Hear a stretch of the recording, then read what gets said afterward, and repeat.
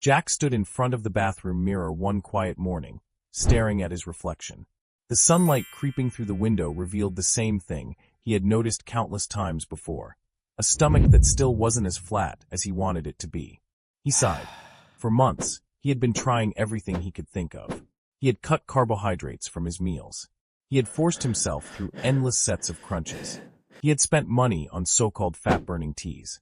Some nights, he even went to bed hungry because he had heard that eating late was the reason people gained belly fat.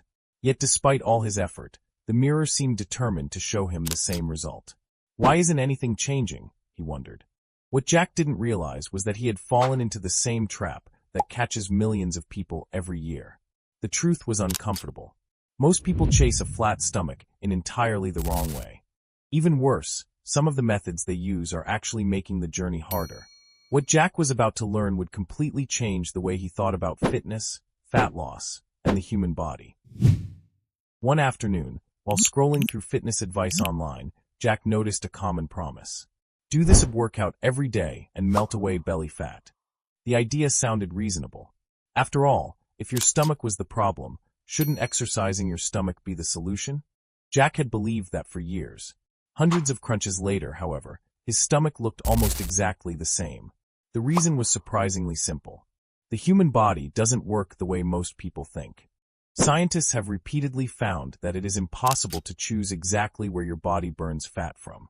This concept is known as spot reduction, and despite its popularity, it simply doesn't happen. When the body needs energy, it decides where stored fat comes from based largely on genetics and hormones, not because a person exercised a specific body part. Jack imagined his body as a giant warehouse. When energy was needed, the manager inside the warehouse didn't take instructions from his crunches. Instead, the manager chose supplies from different storage rooms according to a plan Jack couldn't directly control. His abdominal muscles might become stronger, but that didn't automatically remove the layer of fat covering them. For the first time, Jack understood why years of workouts hadn't produced the flat stomach he wanted. But that realization created a new question. If exercise wasn't the entire answer, then why did some people seem to have flat stomachs without spending hours in the gym? The answer was hiding somewhere else entirely. A few weeks later, Jack noticed something strange. Some mornings, his stomach looked relatively flat. By evening, it seemed much larger. At first, he assumed he was somehow gaining fat throughout the day. But that made no sense. Fat doesn't appear within hours. Then he discovered something that many people overlook. Sometimes a larger-looking stomach isn't caused by fat at all. It's caused by bloating. Suddenly, everything started making sense. The salty takeout meals he often ate. The fizzy drinks he enjoyed with lunch. The speed at which he rushed through meals while working. All of these habits could contribute to bloating. Unlike body fat, bloating can change a person's appearance within a single day. Food moving through the digestive system, trapped gas, food intolerances, and imbalances in gut bacteria can all create the illusion of a larger stomach. Jack realized that he had been fighting the wrong enemy. Some days he wasn't seeing extra fat. He was seeing the effects of digestion. And that meant the solution wasn't simply to lose weight. It was also learning how his body responded to food. As his understanding grew, Jack encountered another surprising lesson. He had always believed that if a food was healthy, he could eat as much of it as he wanted. His kitchen shelves were full of nutritious foods. Nuts, granola, avocados, protein shakes, olive oil. Everything looked like it belonged in a fitness magazine. Yet despite eating foods considered healthy, his progress remained slow. Then he learned a principle that nutrition researchers have demonstrated again and again.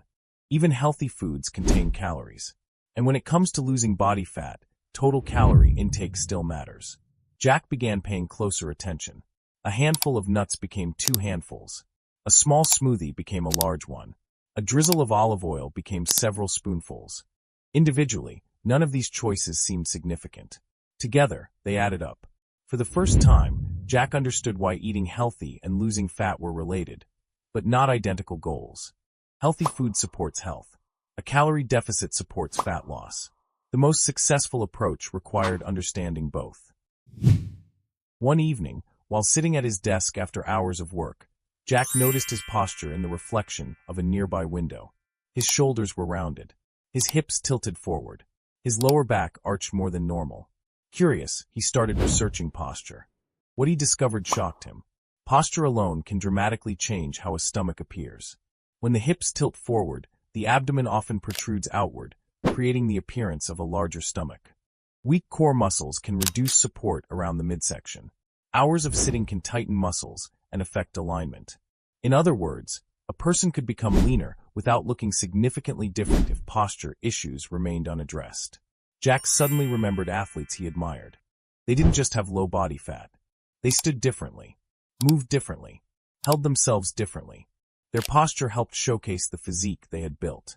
And perhaps, he realized, posture was another missing piece of his puzzle. Months later, Jack finally stopped searching for shortcuts. No miracle tea. No 7-day transformation. No secret exercise. Instead, he focused on a simple system. He worked toward reducing overall body fat through a sustainable calorie deficit.